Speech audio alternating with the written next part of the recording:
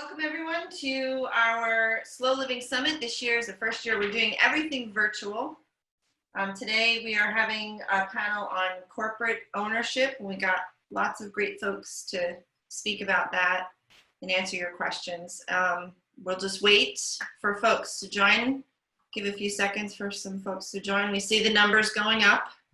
All right, thank you everyone for joining us today. I'm Melissa Harris. I'm the Executive Director of Strolling of the Heifers. And again, this is our, what day is it, Jen? Day 6 of Slow Living Summit, our first ever virtual Slow Living Summit that we did this year. Generally, we meet in person, but we could not this year because of COVID. So we're offering this virtually, and so far it's been working out really, really well. We want to thank our sponsors, Breakthrough Beverage and Meadows Bay Farm, for allowing us to do it in this format. And I'm going to turn it over to Matt Cropp from the Vermont Employee Ownership Center, who is our moderator for the day. Take it away, Matt. Thank you, and thanks everyone for being here. I think we're going to have a really interesting conversation today. So the focus of this session is on the cooperatives and resilience, and so we're going to be hearing from three folks representing different elements of the cooperative world. Addie Rose Holland from Real Pickles, which is a worker cooperative based down in Massachusetts. Robert Miller of the VSECU, which is a credit union that encompasses the state of Vermont. And then Hudspeth, the Neighboring Food Co-ops Association, which represents a number of food co-ops in our region. And so I'll kind of kick this off by giving a little quick overview of the cooperative model and some key elements to understand about it. Many people use co-ops, but few really fully understand the intricacies of what it actually means. So we'll kind of ground the conversation in that, and we'll hear from each of our panelists, have some reactions from panelists in terms of what they've heard from each other, and then open it up for kind of Q&A from the folks watching. So in terms of what a cooperative is, can be really, I think, understood, and you can kind of go really far down a rabbit hole, but I think there's two key elements that are kind of most important to understand. The first is that it's democratically controlled. So in a traditional investor-owned business, you have, where shares are divided up on the basis of capital investment, and governance power tends to be divided up in the same way. So someone who owns 2 shares has 2 votes. Someone who owns 1 share has 1 vote, right? So dollars equal power. A co-op is a democratic organization, so it's governed on a 1-member, 1-vote basis. And that's not connected to capital investment generally. It's connected to personhood, right? So you have this kind of democratic governance of the firm. The second piece is that whereas a traditional company exists to generate profit in of itself as its ends, right? And then the business it does is the means to the end. The goal of a co-op is to operate on a not-for-profit basis towards its members. And that doesn't mean it's non-profit. There's a subtle difference there. What it means is that its purpose is to deliver service or value to its members, and any surplus or profit that it makes, it returns to those members. And the way it does that is through what's referred to as the patronage refund.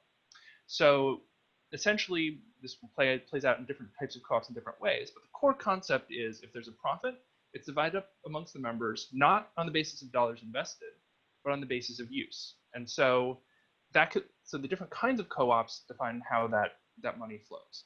So when you think about different kinds of co-ops, you think about what stakeholder group owns it. Is it the customers? If it's the customers, like a food co-op or a credit union, the profit, those profits can potentially flow back based on the amount of money spent at the company. So for instance, with a food co-op, you spend $1,000 and there's a refund of that profit. You get half the refund of someone who spent $2,000.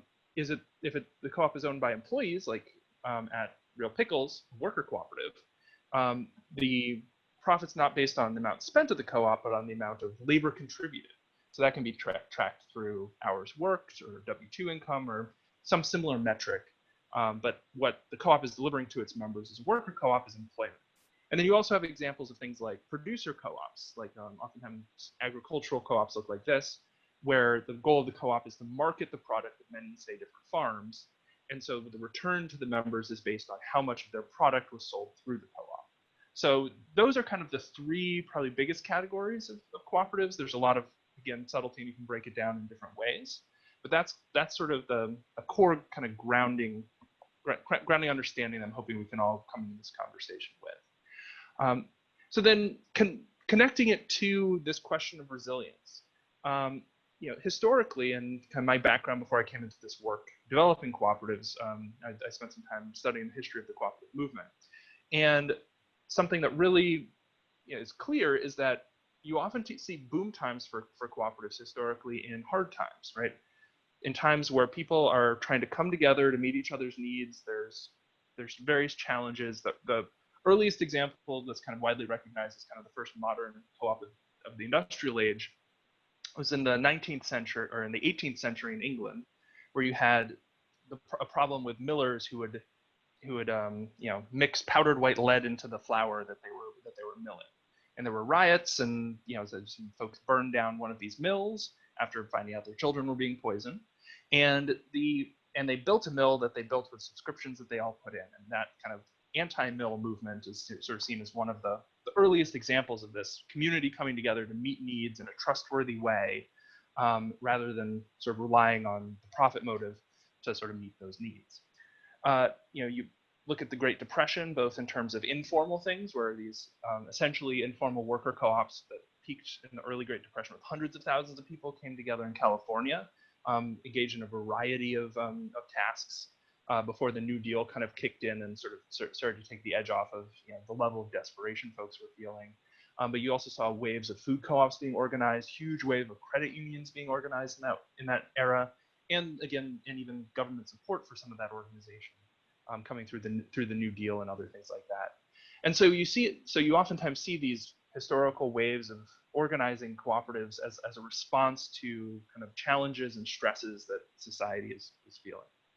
And there's kind of, I think, a core thing to think about as we talk both in the short term about how co-ops been responding to COVID, and the longer term of how our co-ops can position within the context of resilience and the climate crisis, is that because they're not solely driven by profit, but driven by the imperative to meet the needs of their members, there's a certain stewardship element and component that says, okay, so meeting those needs can be defined fairly broadly, and it's do those needs include living in a community where we feel safe and and no one's going hungry, and our access to financial services is on a fair basis, and all of those things that co-ops can allow us to try to access a better world.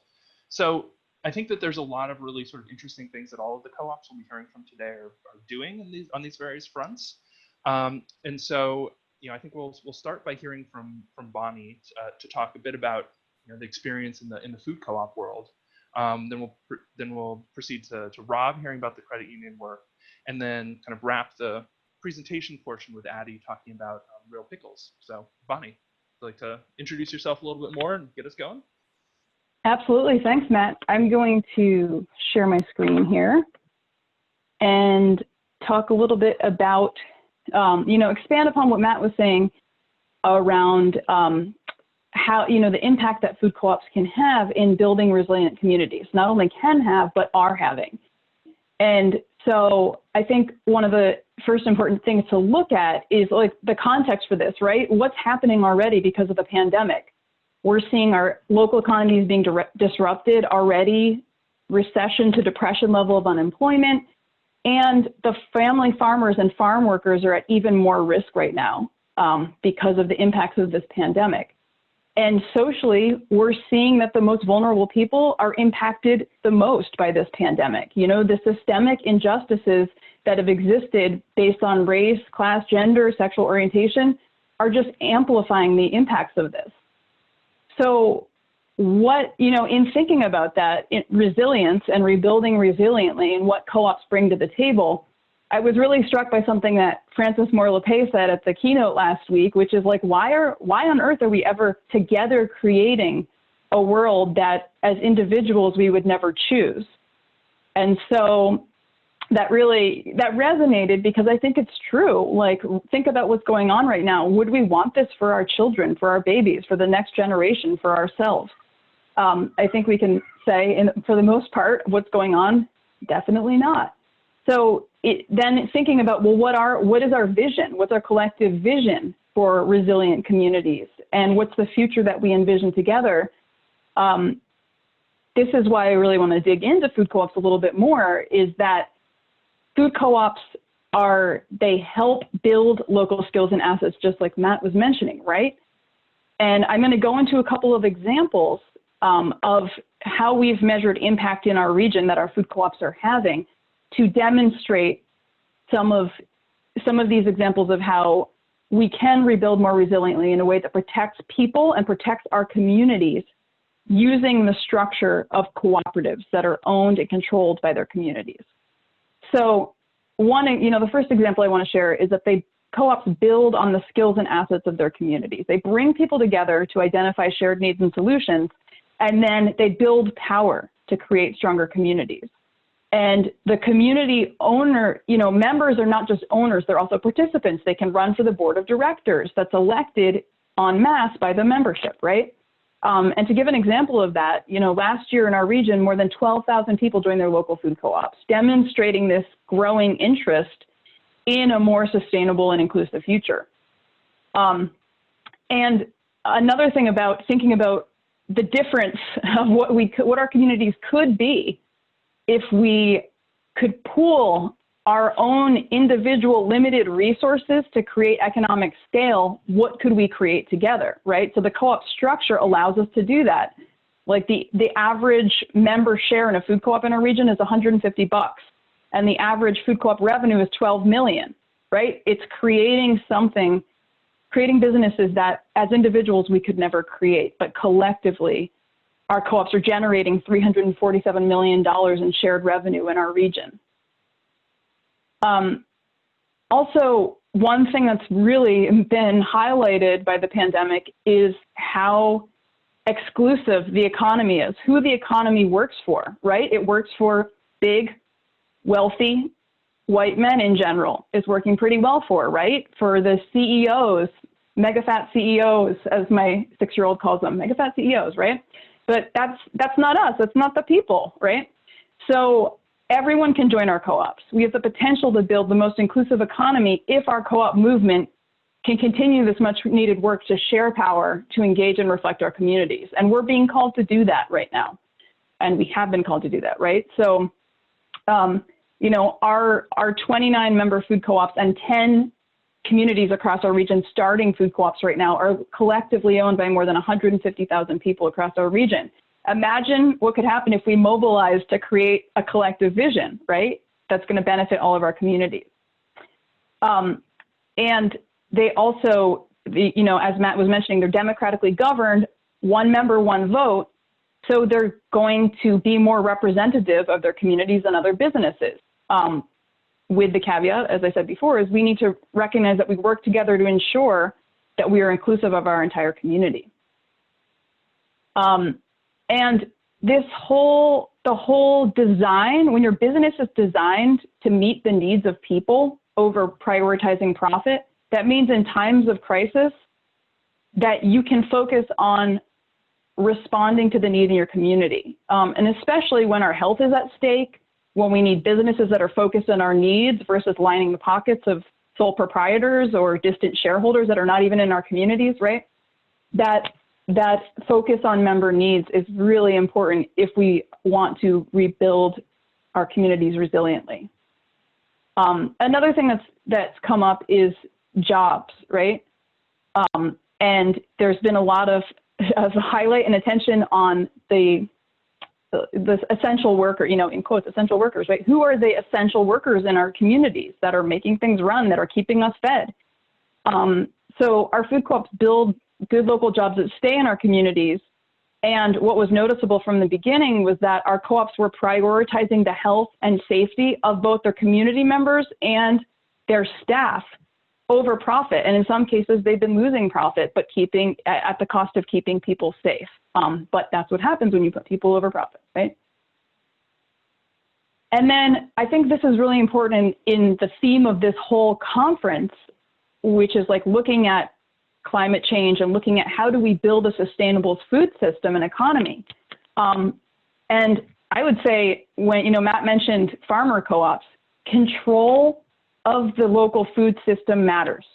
Control of the food system matters. And we're seeing that more and more.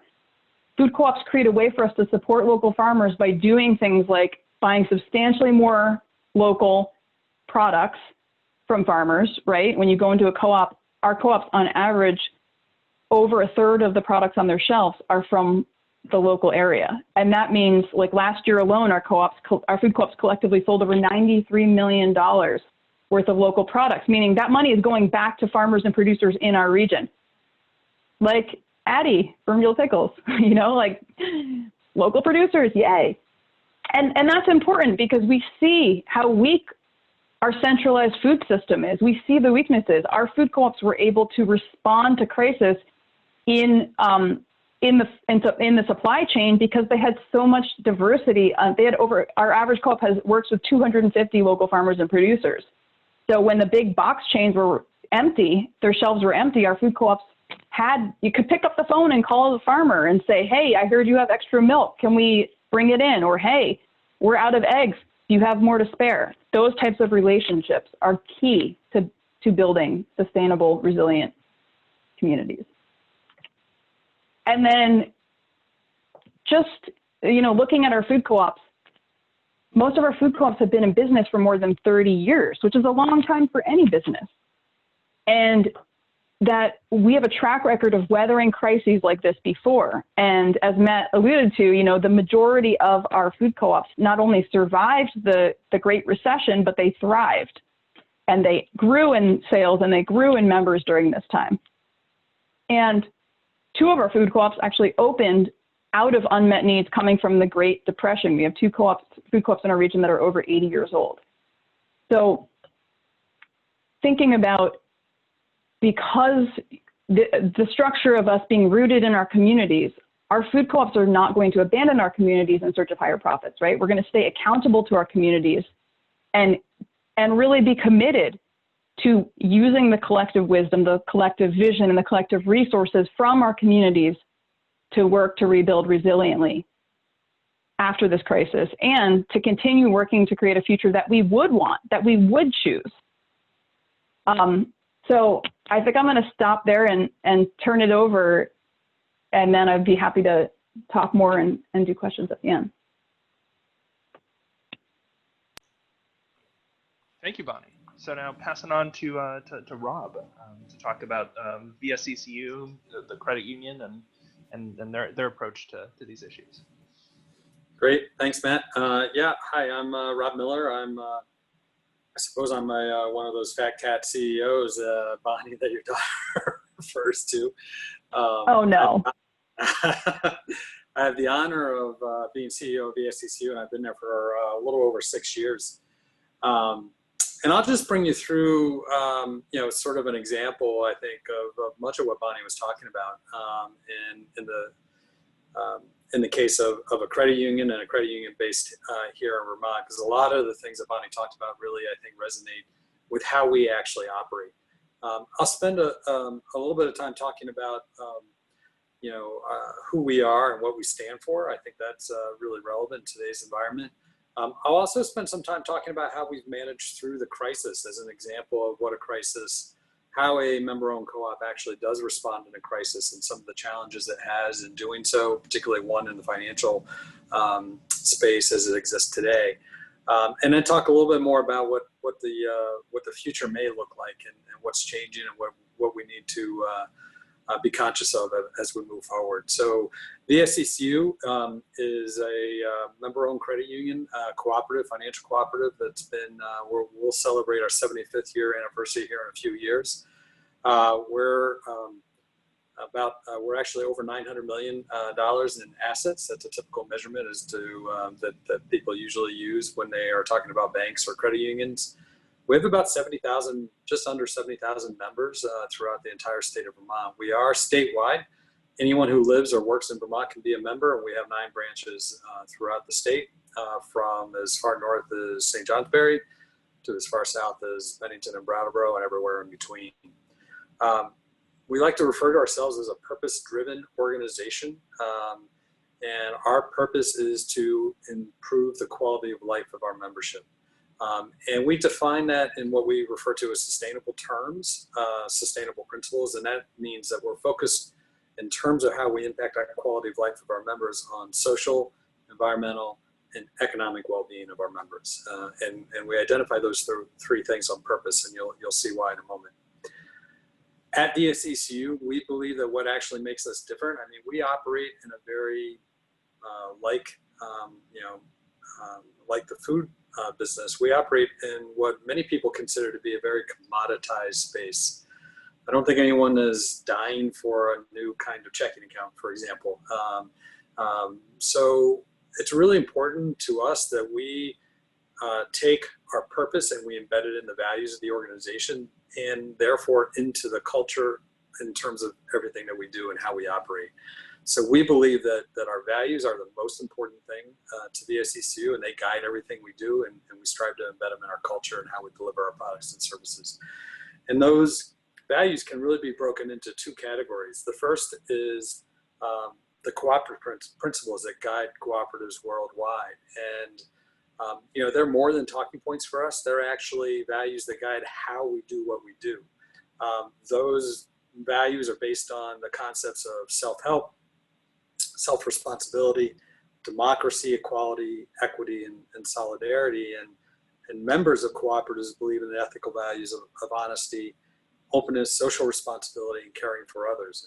And that describes us. That describes how we operate. That describes how we interact with one another as a work community, but it also describes how we strive to interact with our members as well. The other area that might make us a little bit different than other credit unions is that we embrace what we call principles of sustainable banking, or you'll often see us refer to values-based banking. And these are really break into a couple different aspects that I think are unique. Number one, we embrace, we really focus on social and environmental impact and sustainability at the core of our business model. They're not just marketing themes, if you will. It's actually what we're trying to do. And as you can see from our mission, it's part and parcel of our mission. We're grounded in communities and the communities that we serve. We serve the real economy. That sounds like common sense, but not all banks serve the real economy. You remember the crisis of 2008 when other banks were packaging up and reprocessing mortgage securities, and you would hear of things like C squareds and derivatives, and I could tell you all kinds of other unique things. I have no idea how they actually manage those things. Those are financial economy. Those aren't real economy. We only deal in the real economy. And we're really focused on not only understanding, but meeting the needs of our members and the communities that we serve. We really look to seek long-term relationships with our members and a direct understanding of their needs and their activities. We also have a very long-term, self-sustaining approach to our business that we hope is going to make us more resilient to outside disruptions. And we'll talk about how we've managed through the current one. And then we also believe, as part of our principles of sustainable banking, in transparency and inclusive governance. And Matt talked a little bit about the democratic nature of our governance. Our board is elected. We get almost 7,000 to 8,000 members that vote in our elections every year. I think that's more than most towns in Vermont that vote at their town meeting. I'm not sure of that, but I keep saying it. No one disagrees with me, so I'll just keep saying it. A key theme, I think, throughout all those values is the concept of resilience. And while it may not be named explicitly, it's implicit in how we operate based on the values and what we try to incorporate into our culture. And that is not just in our business operations, but that's in our interactions and serving our members. And also, more importantly, or equally importantly, in serving our communities, because we do believe that a rising tide does raise all boats. And if we're able to enhance the vitality of our communities, we're able to improve the quality of life of our members that live in those communities. So let me shift a little bit and talk a little bit about how we've approached the current crisis. you can kind of think of the process by which we've approached it in a couple different areas. First and foremost, protect the safety of our people and our communities. That was that was the first reaction, and still is our primary objective and reaction. What we immediately had to do, though, in really mid-March, is begin to adjust our operations in real time, and oftentimes multiple times a day there for the first couple of weeks, to meet the dynamic needs of our members, of our communities, and of the organization itself, whether it's within 48 hours, sending half of our organization home to work from home, whether it's closing our branch lobbies and reallocating resources within our organizations to provide services through our drive-thrus or through our call center or other means, but constantly adjusting operations. We're now in a phase where we're kind of beginning to catch our breath, beginning to sort of move to forward-looking strategies for how we exit the crisis stronger, what we're learning as a result of the crisis, and also beginning to more proactively manage emerging enterprise risks, particularly to our balance sheet. We will get to a point, we're not quite there yet, where we'll look to at least reflect on some of the temporary policies and practices and procedures that we've put in place to manage through the crisis, evaluate their efficacy post-crisis, unwind some of them as appropriate, and perhaps not unwind others based on what we've learned. And we're constantly, I would say the last phase is really reflecting on our response in the crisis, adjusting our plan, adjusting our activity, determining appropriate changes to our business and how we serve our members, and really being in touch with our members. We have a very elaborate process for established organizational priorities. We actually do that on a quarterly basis. And we have a very elaborate sort of reflection and brainstorming process that's cross-functional within our organization. We did kind of throw that out the window in mid-March and set objectives that we're still following today. And those objectives really are the health and well-being of our members, the health and well-being of our people, our employees, the financial stability of the credit union, which we can't underestimate in these times, and also making sure that we're continuing to provide community access to basic financial services throughout the crisis. In terms of the things that we did to respond, I would break them into a couple different categories. First and probably foremost, coordinate and communicate and educate.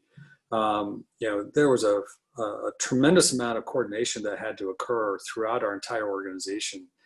And I would tell you the one reason that we were able to do that, in my view, pretty effectively is because we did it transparently. We actually use a open architecture chat communication tool. We use Teams. We started with Slack. So that everyone has access to the communication that's going on. It's organized in various channels and teams, but everyone has access. So therefore, information goes out there real time in an open and transparent way. Our marketing team immediately pivoted to communicating and educating our members on what's available to them, what are the resources available to them. We've queried our members on some of their challenges and tried to respond in those terms as well. And then just a tremendous amount of communication, both internally and externally, and constant, as I mentioned earlier, reallocation of resources. As we closed the branch lobbies, we essentially reallocated our branch staff to support the call center, to support the interactive teller machines that we have throughout the state, to support processing PPP, small business loans, and the height of that process as well. The second major area is an area that I would just say be safe. This involved changing anything from our internal heating, ventilating procedures to increase our circulation of airflow within our buildings, to supplies, to masks, to face shields, to the plexiglass sneeze guards that now exist in our branches, all that kind of stuff. Reducing in-person meetings to zero, doing everything virtually, eliminating any visits, vendor visits or otherwise, initially closing our branch lobbies to member traffic, really all in an effort to reduce the density of the population in our buildings. We even had to, literally within a week, converted our annual meeting to a virtual event. And actually it changed 3 times in a matter of a week, because literally our annual meeting was right in the middle of when the governor issued his stay-home order. And so that was a pretty interesting point. And our annual point-to-point powered by VSECU, which is a fundraising event to benefit the Vermont Food Bank, we've also had to convert to a virtual event, which is actually going pretty well. I've talked a little bit about the sort of the next category, which is the adjust, the reflect, the adapt, the constant sort of iteration of our activities and our processes and learning from that. And I would say above all else, and this really leads to the future aspect, is taking care of our members. There's a lot of risk for us in the current environment. I can't tell you, I mean, the amount of loan deferments, forbearance, modifications that we've provided to our members is, to say it's at record levels implies that we've ever gotten anywhere close to the levels that we're at today. And we're just, I mean, it's totally unforeseen territory for us in terms of what we've done. And we actually think that that's our most effective risk mitigation strategy. The more that we take care of our members, the more likely our members will remain healthy and in good financial condition. And that'll translate into a safe and sound balance sheet.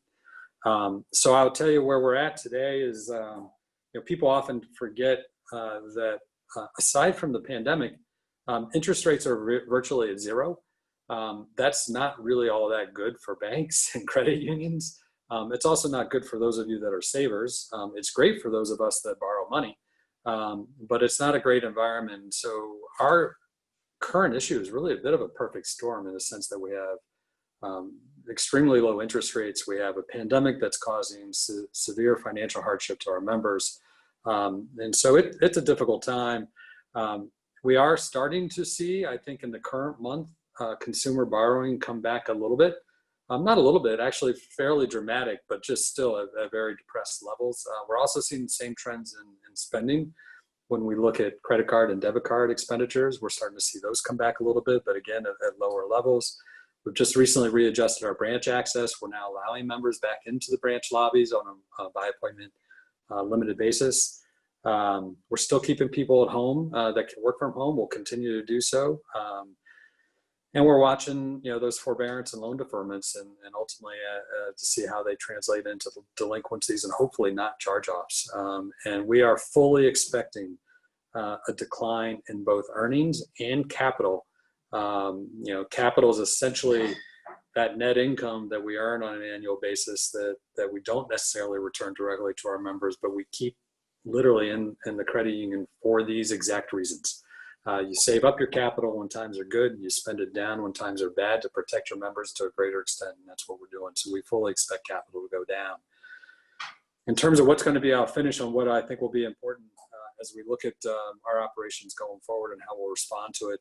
There are some things that are just unique to the banking industry. The consumers have been moving to digital delivery of services for some time. That's going to get accelerated. We've been evolving the role of branches and in-person services for some time. That's being accelerated. And, the emphasis on efficiency, the reality is that size is actually going to become increasingly important. It's not the most important thing, but operating an efficient organization in the current environment and an environment that will probably be with us for some time is going to continue to be really important for us. The notion of operating, many of you have heard the term VUCA, volatility, uncertainty, complexity, and ambiguity. Honestly, I think that environment is going to be with us for some time, and making sure that you're operating on a resilient basis is even more important in that kind of environment. My kids jokingly refer to everything that we're going through right now as some big video game, and we've made it to level 4, and now we got to see what level 5 brings us, right? We've made it to the next level, so let's see what the next level, and I think there's always going to be another level, at least for the foreseeable future. So within all of that, the most important thing to us and what we believe matters the most is our commitment to values, to purpose, and to purposeful action. We frankly think that doubling down on our values, doubling down on our purpose and our mission, and our structure as a member-owned co-op is going to be more important than ever because, the environment's just getting increasingly more difficult, more complex, and more volatile. And so committing to those values are based on social and environmental impact, on financial inclusion, on serving underserved and unserved communities, and on diversity, equity, inclusion, and racial justice in the current environment and for the foreseeable future are only more important today than they were even 3 or 4 months ago. And will continue to get nothing but more important as we move forward. So, our view is to try to seek ways. We are not very big in the scheme of things nationally, but we actually, within Vermont and within the region we operate, do have decent sized scale. And so our purpose is to figure out how do we leverage that scale, our resources, our people, our branches, our distribution, our capital, particularly our capital, to really have that positive and sustainable and resilient impact on the people and the members that we serve within the communities that they live in. And that's our challenge and our opportunity moving forward. So I'll leave it there, turn it over to Addie, and I'll take your questions afterwards. All right. Thank you both. I'll just get my screen shared here. Can everyone see that? Thumbs up? Rob and Matt? Okay, great.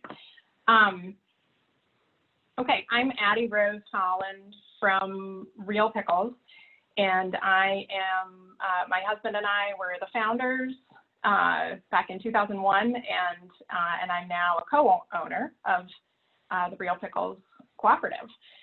And so I'm going to sort of frame our business as a resilient business, or the importance of being a resilient business through the frame of sort of the current crises that we are in, that we're facing right now. The original theme of the Slow Living Summit was climate, and that's certainly something that we think a lot about. And then COVID is in the forefront of our minds right now, and then also racial and social justice. So we are in Greenfield, Mass, just south of Brattleboro, and we make fermented vegetables, pickles, sauerkraut, kimchi, and other good stuff. This is our group of owners from a couple of years ago, and we transitioned to a co-op in 2013, and so I'm going to talk a little bit about why we made that decision and why it has helped us model our business for resilience.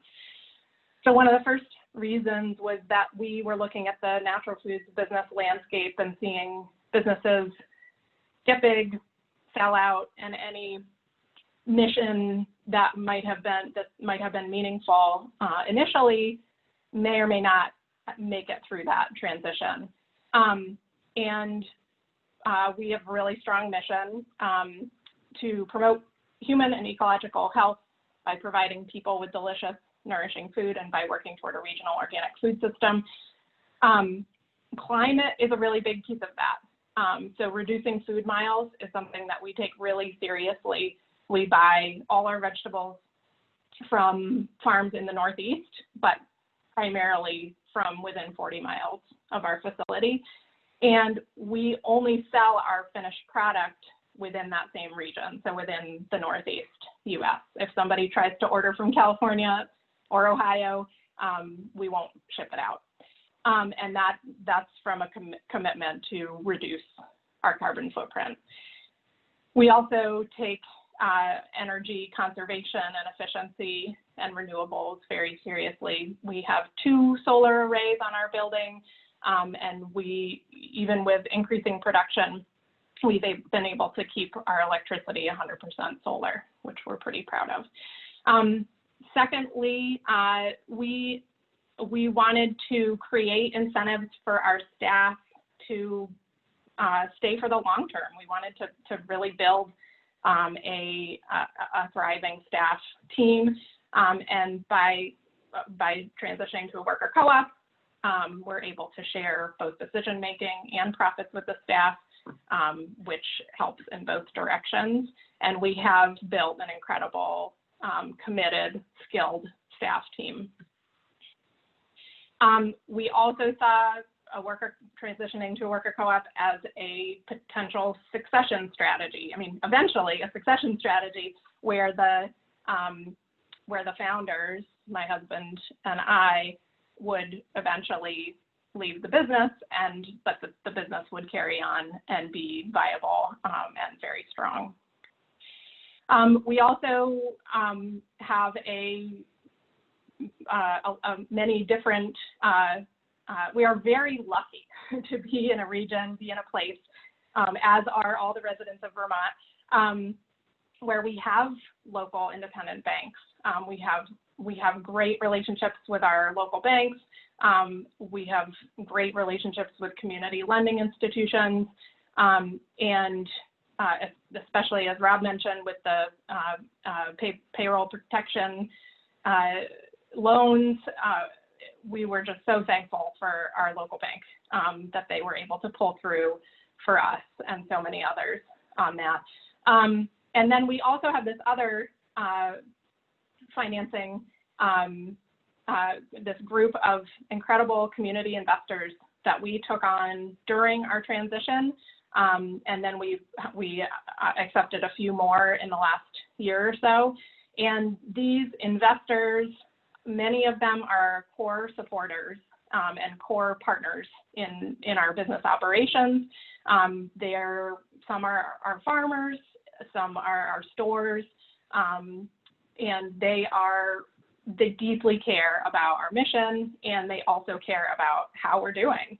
And so during the COVID, right at the beginning of the COVID crisis, I sent an email out to the investors kind of explaining initial impacts as we understood them to our business, and I got several emails back saying, how can we help?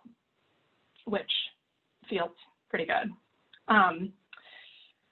So we also are committed to our community. So part of being a worker co-op is we want to support our community. We're rooted here. Our workers live here. They're not going to move the business somewhere else because this is their job. They're protecting their jobs in the community. And so we're able to keep profits local and support good jobs in our community and our local farms. We also have sort of we have a provision in our bylaws where if something happens, the business can't make it, we sell or have to sell off, then the owners can't reap the profits from that. We have to donate those profits. And so there's this mitigated profit motive, which helps to build this culture of long-term community-oriented thinking and action.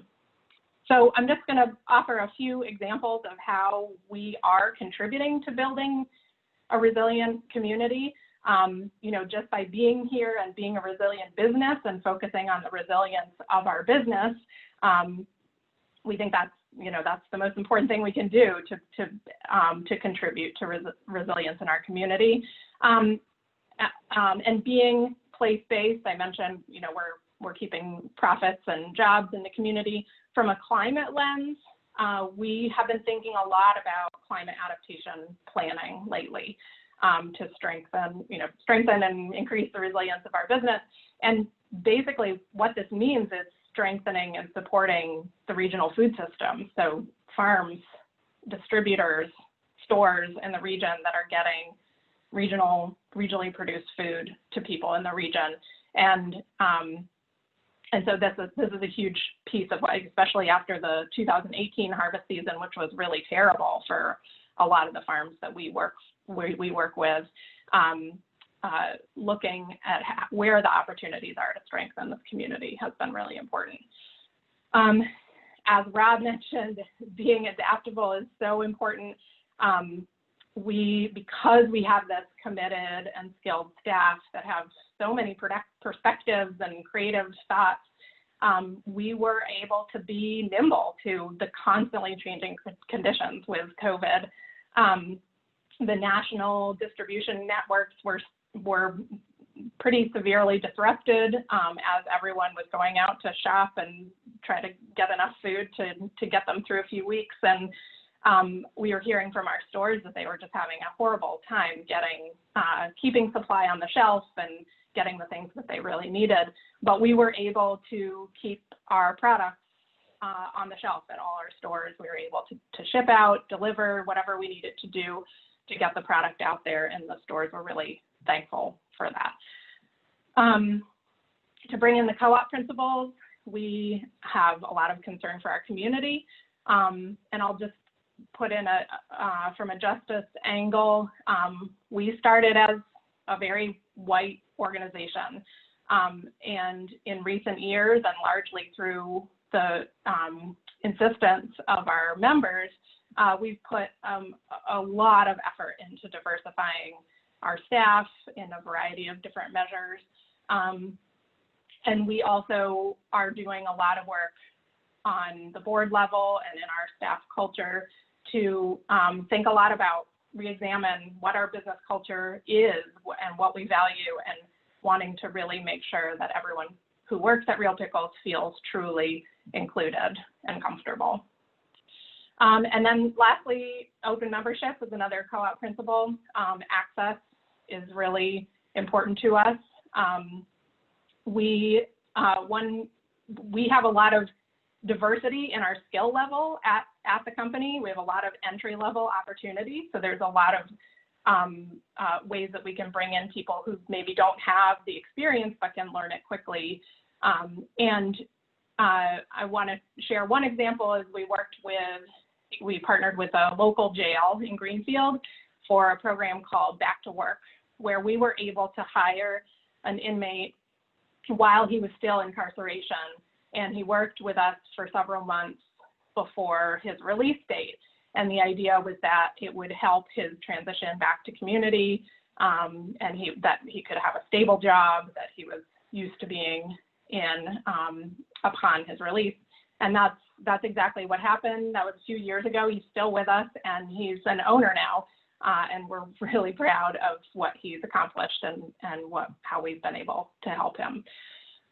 So yeah, I think I'll stop there and we can answer questions.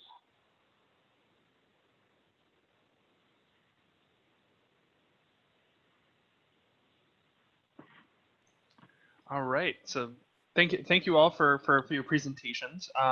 So, for folks who are attending, if you'd like to sort of put any questions in through the Q&A system, you're welcome to. I know we've received a few, but before we get into audience questions, I just wanted to sort of invite any of the panelists, if you heard something or something that sparked a thought or a question for you from one of the others, just an invitation to a little bit of dialogue.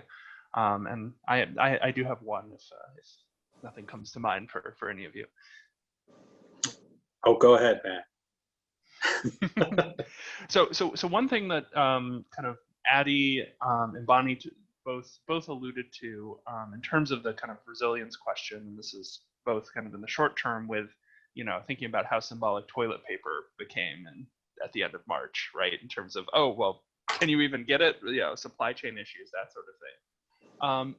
But kind of more generally, there's the ability to respond to crises, and then there's the sort of ability to be proactive in building different kinds of structures that mean communities are more resilient. So those food co-ops being able to readily go to their suppliers and say, okay, well, what can we substitute in? And, what do you have extra of? And having that flexibility that might not exist in other contexts. So do you want to talk a little bit about kind of what the sort of strategizing looks like in terms of saying, okay, well, what are those things that we can do when it's not a crisis that can make things more resilient? And how do you kind of that can feel sometimes like an expense or extra work in times when it's not immediately necessary. So how do you kind of think through, how does your co-op model kind of, influence your approach to that sort of proactive resilience building?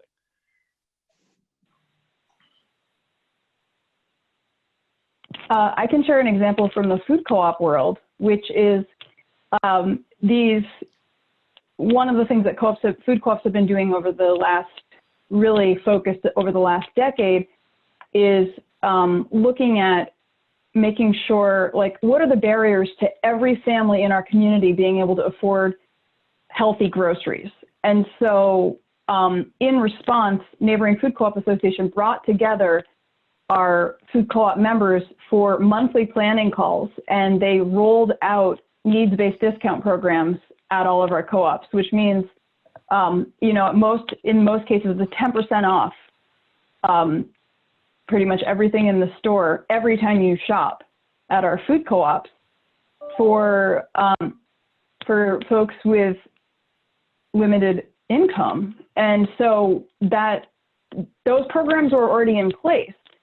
But because of the structure of our co-ops, when things like a crisis occurs, they're able to shift and look at those programs and adapt really quickly. So for example, Littleton Food Co-op up in northern New Hampshire that opened just over 10 years ago, they looked at their needs-based discount program and their qualifiers, which include, you know, SNAP, WIC, SSI, a number of other qualifiers, and they said, anyone, we're opening this up and creating they very quickly created a new program for anyone that had been unemployed could now get this 10% discount. So that's one example. And then another co-op learned about it on a call, and they were like, oh, well, let's just incorporate this into our larger need-based discount program. So that's an example of like the co-ops were already building these programs, but overnight the strategy was like, okay, how can we keep pushing ourselves?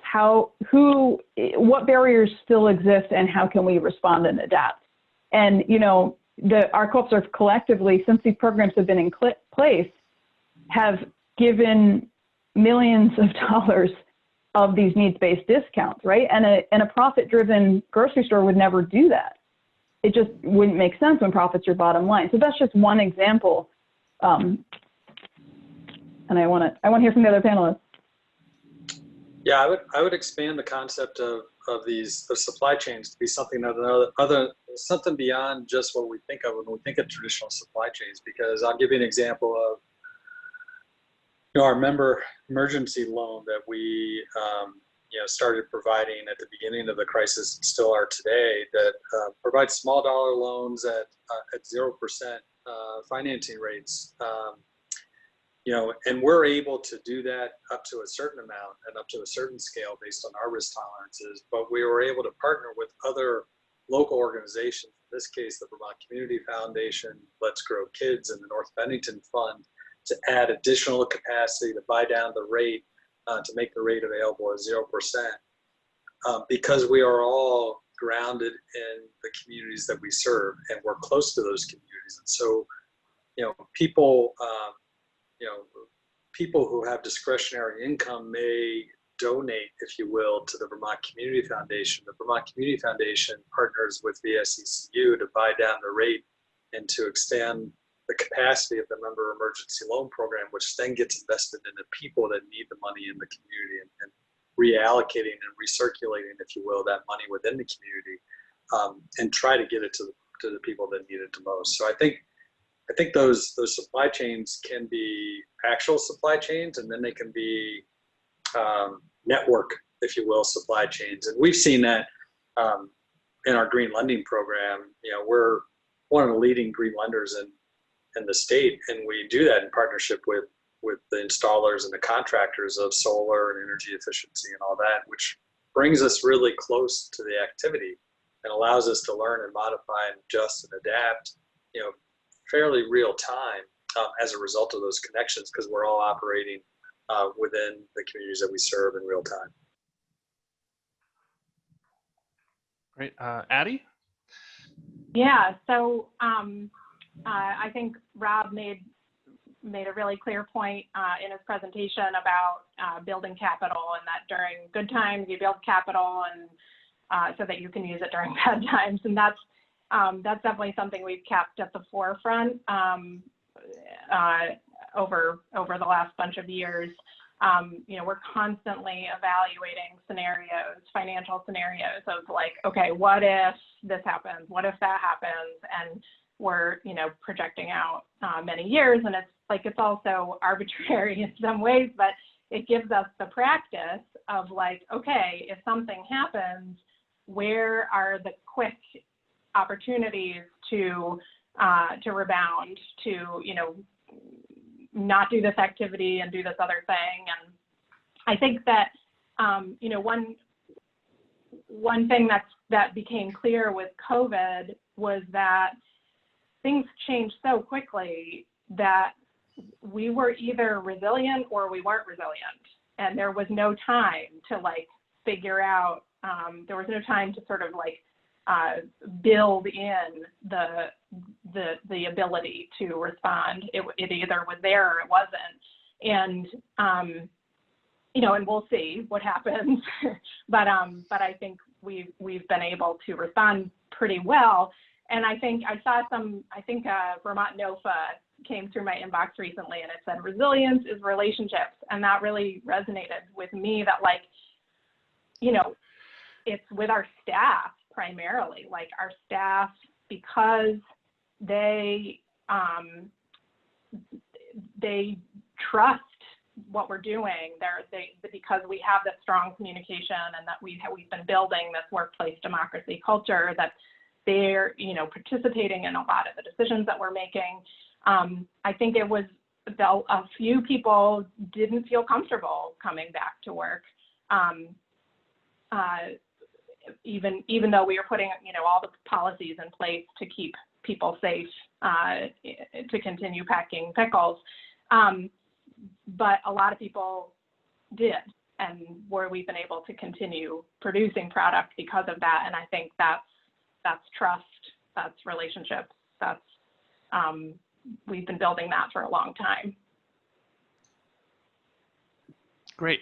So so there's a question here, or it's kind of a few questions, but they're all kind of interconnected around specifically converting a business to a worker co-op. And so as a practitioner who works on those sorts of things, I'll kind of run through them. And then, Addie, having gone through the process as kind of being on both the sell side as a co-founder, but also on the buy side as a worker owner, maybe you can share just a little bit of your personal experience on this.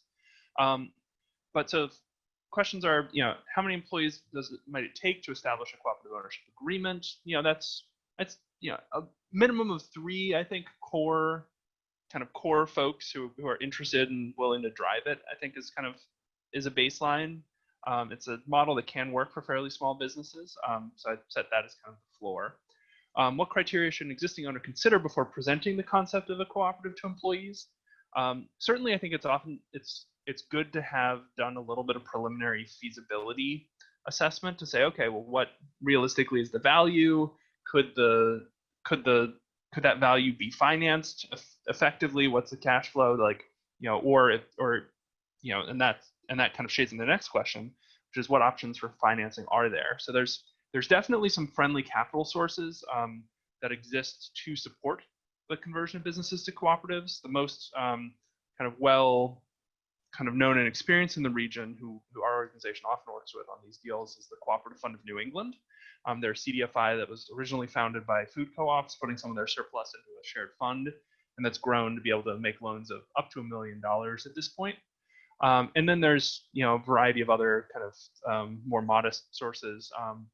Actually, VSECU does have a co-op capital fund that has a pool of equity that is interested in investing in cooperatives and that sort of thing.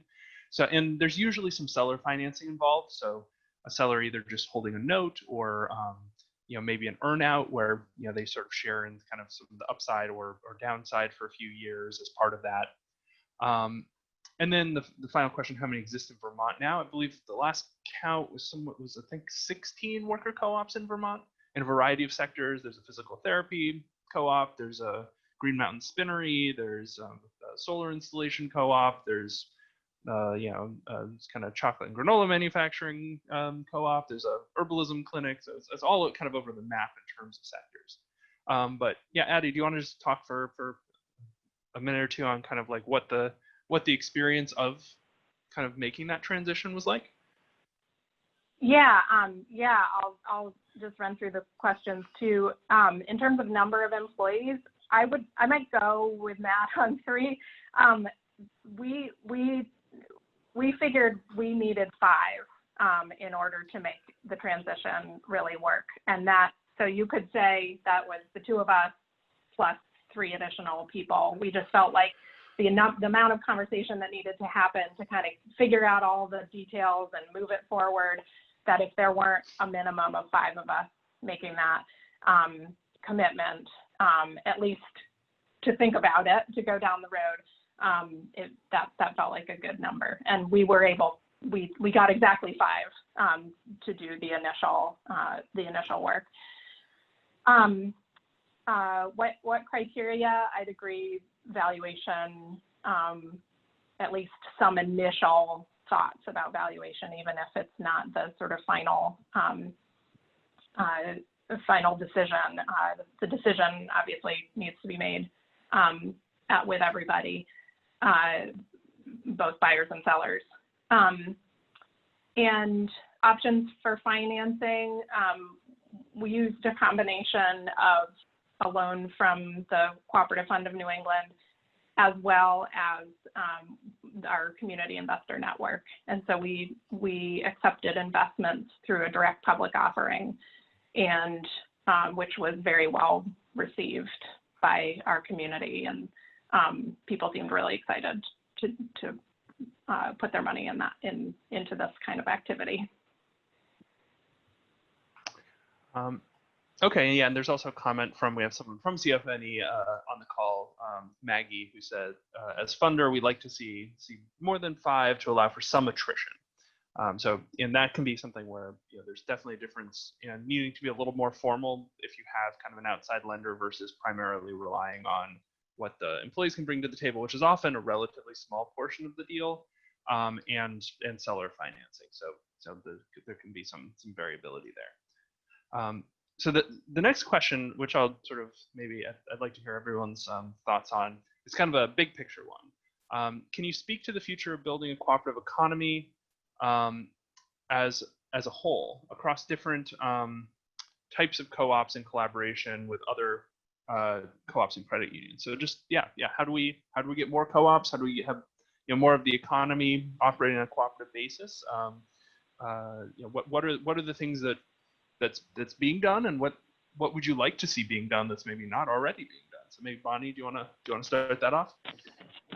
Sure. Yeah. Well, it's exciting to be on this panel with Rob and Addie, because we're kind of representing some of these different sectors of that make up the cooperative economy, right? So when you go into our food co-ops, you'll find Real Pickles on the shelves, right, that are made by a producer co-op, and Addie could purchase from a growers co-op or a farmer co-op like Deep Root Organic that grows, right? And then Rob could get on financing through credit union. So we really can create an integrated cooperative economy that's built on the values and principles that we've been discussing, right? And so one example is that with neighboring food co-ops, we're exploring a partnership with the Federation of Southern Cooperatives down in the South, which the purpose is to keep land and in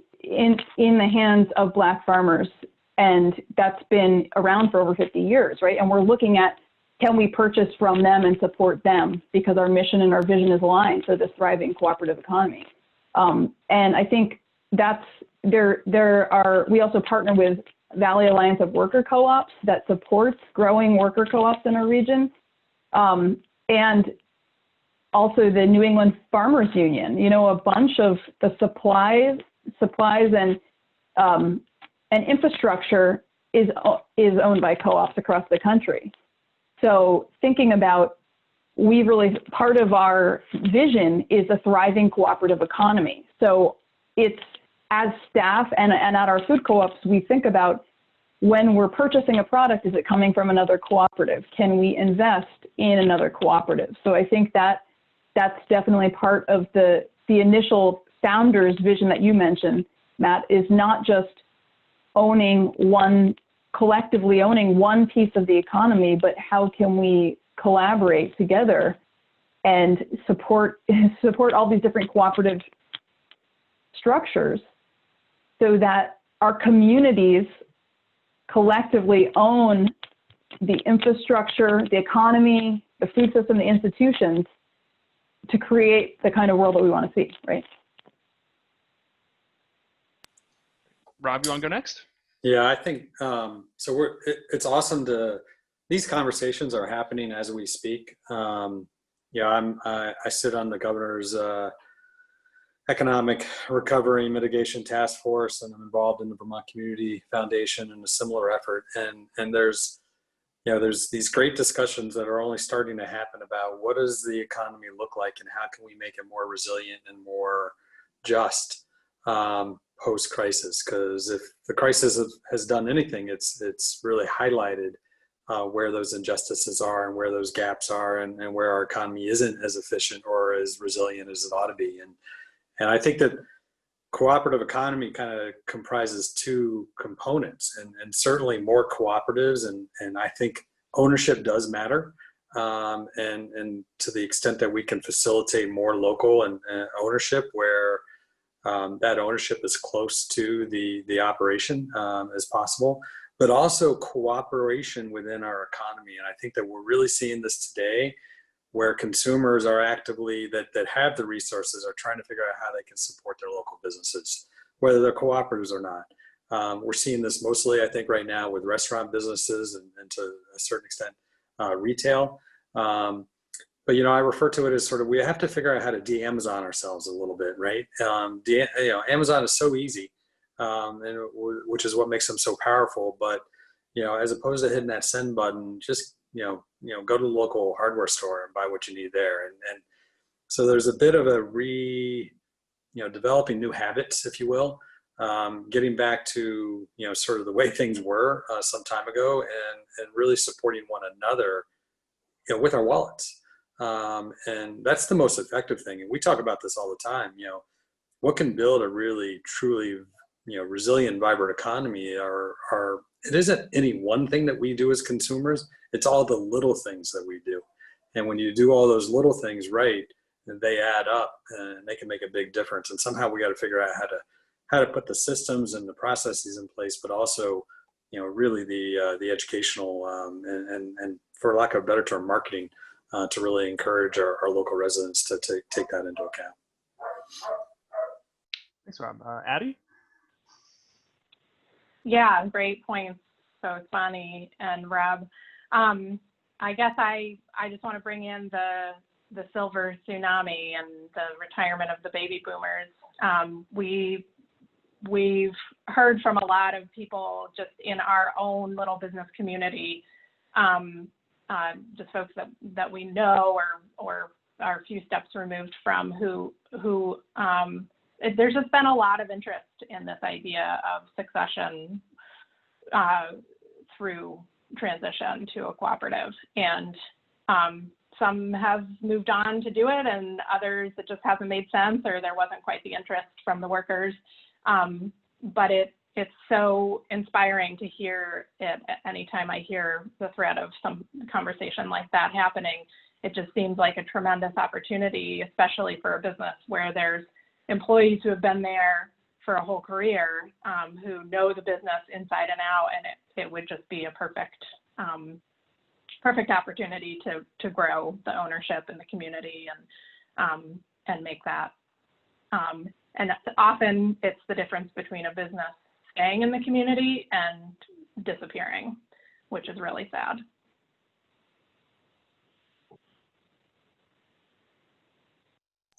Yeah. So one other, one other thing I think is relevant to this question is kind of somewhat inherent to almost the structure of co-ops, right? Is that if our goal is to center this kind of use, this patronage, rather than profit, then what is how do we kind of bring together the resources necessary to grow the economy in a way that competes with those companies that exist to drive profit and create larger and larger capital formations. So traditionally with co-ops, it's been primarily a question of retained earnings. Like Rob was talking about that sort of each year, sort of retaining a little bit of additional capital, building up some member investment, right? But putting in those shares, but oftentimes those shares, as Bonnie was pointing out, are relatively small. The $150 average for the food co-op share.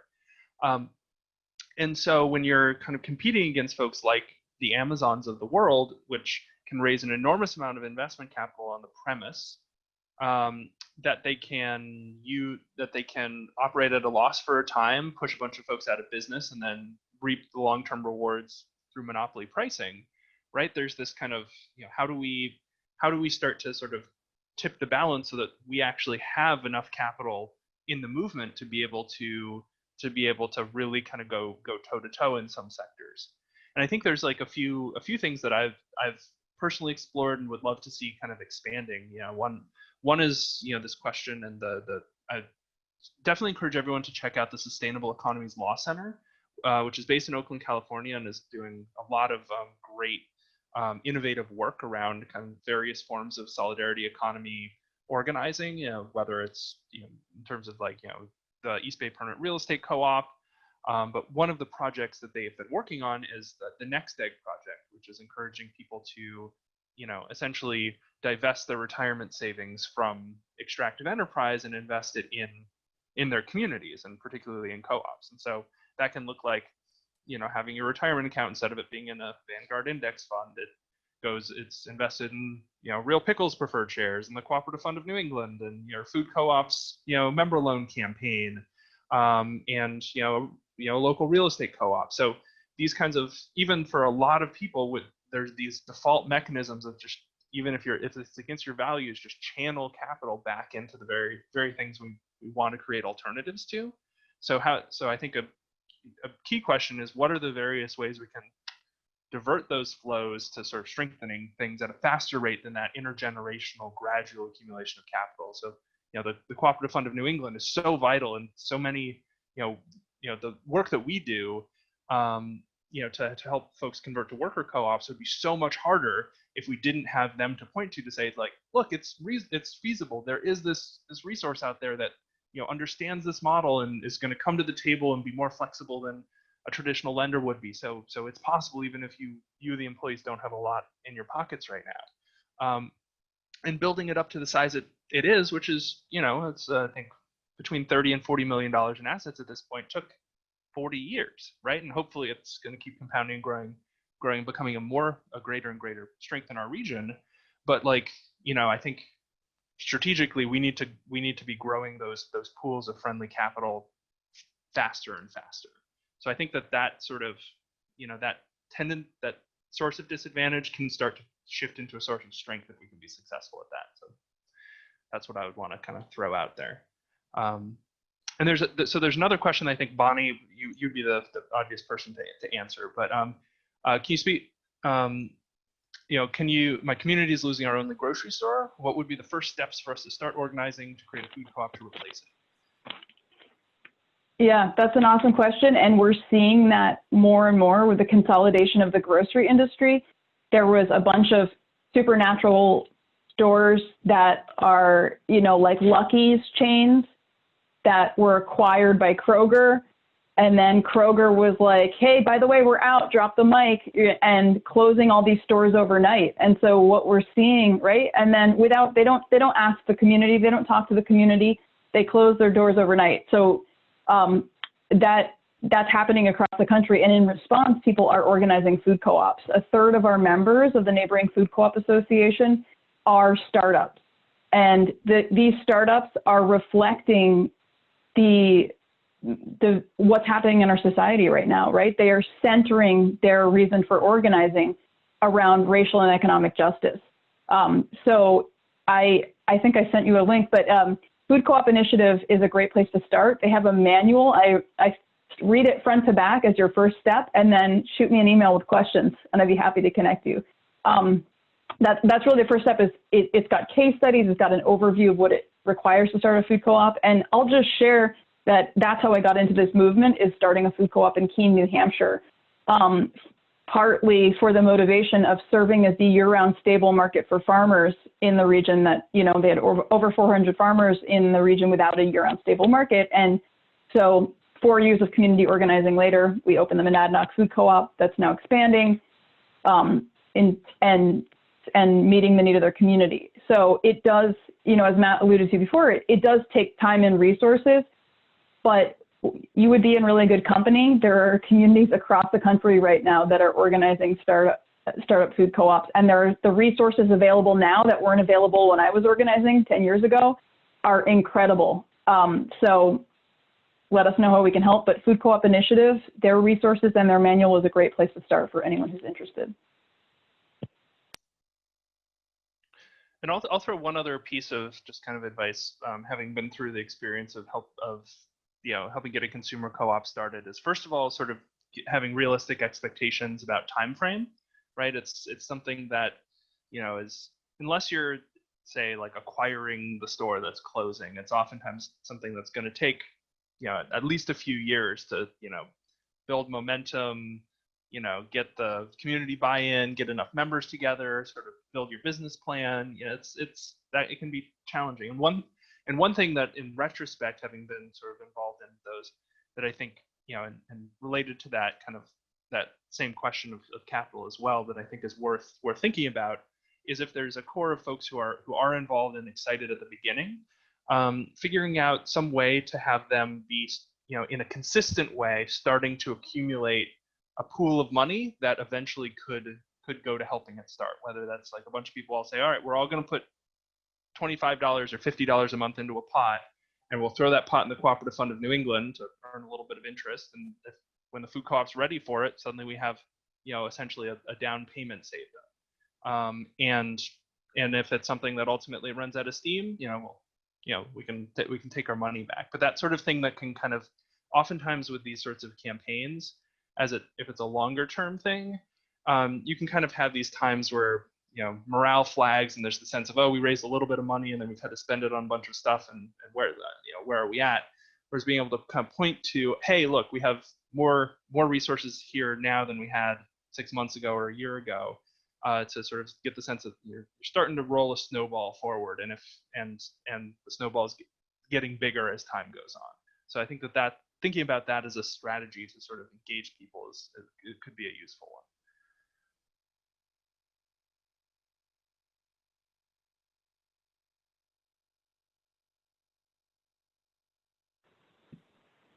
Matt, I think you're muted.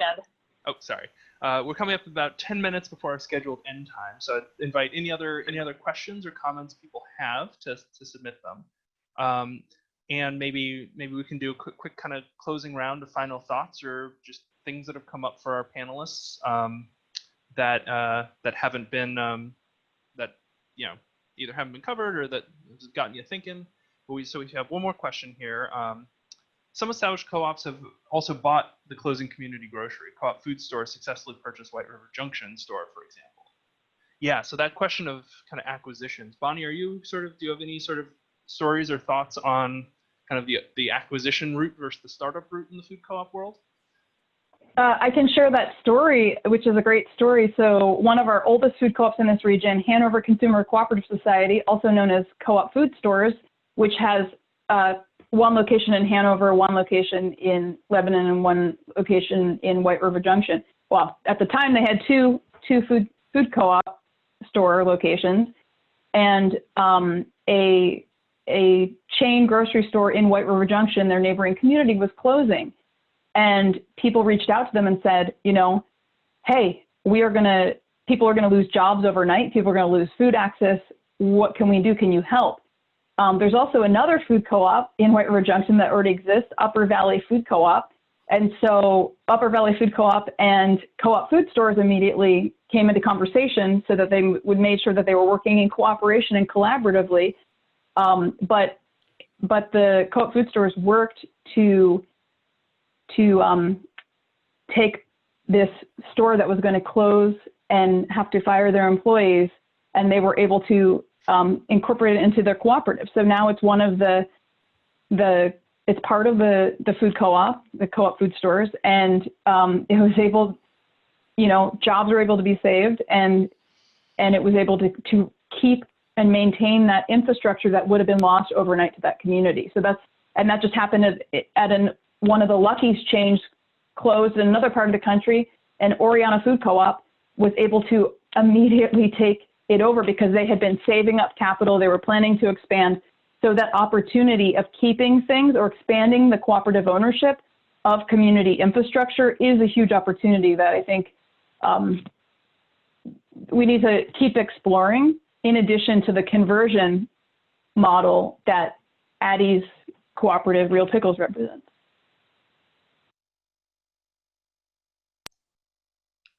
Great, thank you for sharing that. All right, so yeah, let's move into just kind of a closing round of final thoughts, and maybe I'll reverse our order from before. So Addie, do you want to go first? Any last things you'd want to share, or reactions to what you've heard? This has been such a great conversation. I love hearing Bonnie speak and Rob speak and Matt. It's so, I just love having these conversations about the possibilities of the cooperative economy growing, and when I think about it too, sort of in my head, it's like, oh, it's so idealized, and can we really get there? But then it's like, no, we are doing it. Like, it's happening, and there's a lot of really great things happening. There's a lot of truly positive impact in our communities, and so it's just great to be part of these conversations and know that we're part of a movement to make the world a better place. So thank you both, and thanks everyone for listening. Great. Rob? Well, like Addie, I appreciate the opportunity for a little inspiration in my day. It's been a rough couple months, and it's inspiring to think that we might actually have the motivation, for lack of a better term, to envision a different world post-crisis, but it's still rough going through it right now. So I appreciate the opportunity to think a bit big with you guys, and think about what things could be, and how we do change the world together. So that's my appreciation to all of you. Thank you. Great. Bonnie? And I'll build on this. I think, both of my esteemed, amazing panelists, co-op panelists, also mentioned this, like, right now, collective vision is so important, right? There is so much hopelessness. There's so much reason to be hopeless, yet there's also so much reason to be hopeful. And it's this thought of, like, if we only accept what we see before us, we will never change what we see, right? But if we are imagining collectively, like, just think about what can happen in our communities if we work to build businesses that are owned and controlled by our communities and accountable to our communities, and that place values at their core. And I think that's what we've been talking about today, hearing lots of examples of that. That's what gives me hope for how we can rebuild community resilience and look at the challenges ahead with a shared strategy that really is about building power in our communities, keeping power in our communities, and sharing power in our communities. So I really appreciate the opportunity. Thanks to the Slow Living Summit for organizing this, and thanks to Matt and my fellow co-op panelists. Thank you, Bonnie. Yeah, and I guess I would just close by saying, and yeah, this has been a great conversation, and it's always fun to be able to get into that little bit about that big picture vision when the nose is usually to the grindstone.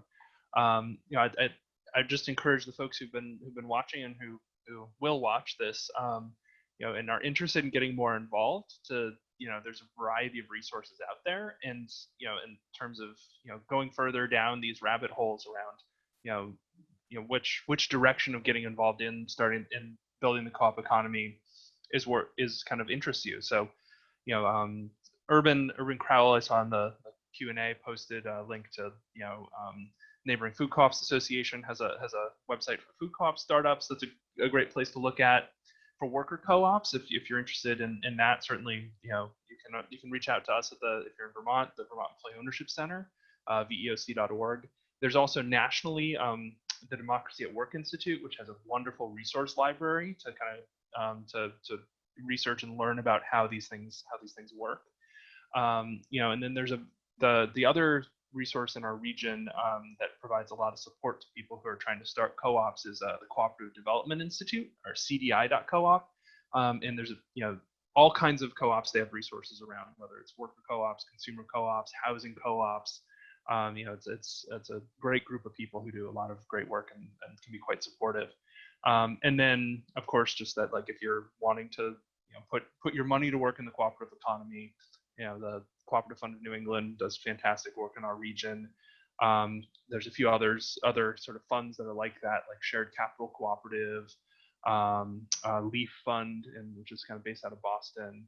And there's kind of a small but growing universe of ways to sort of have folks put their money where their values are to support growing the cooperative economy. So, this is, I think, really both, hopefully an inspiration and an invitation to lend your shoulder to the effort. So thank you again. I just want to thank you again to all of our panelists. Rob, I think if you're CEO of a co-op, maybe you're a cool cat and not other kinds of cats. So I think you get a pass. Such a great conversation today. So happy to have everyone here, and just so many things that were brought up. And I'm sure that folks will have questions later on as well. So I just want to say that we are happy to connect any of the folks on the panel to anybody, any of the attendees, in any way that you feel comfortable sharing your information. So if there's follow-ups afterwards, you can just email me at slowlivingsummit.com, and we'd be happy to make that connection for anybody. But this was just so interesting, and co-ops work in ways that I didn't even understand. So this, for me, was really an eye-opening thing. So yeah, I want to thank the attendees as well for showing up today. And again, we're hoping that everyone can join us for the happy hour tomorrow evening. You can come with your ginger beer or your actual beer, whatever you'd like. It's BYOB. And again, just so happy to have these great conversations going on all week, and we have 2 more days of this. So thanks again. Melissa, did you want to say thank you to anyone else? You said it all. Thank you all for attending. Thank you, attendees, for listening. And we really appreciate all of you. Thanks so much. Have a great night. Thank you.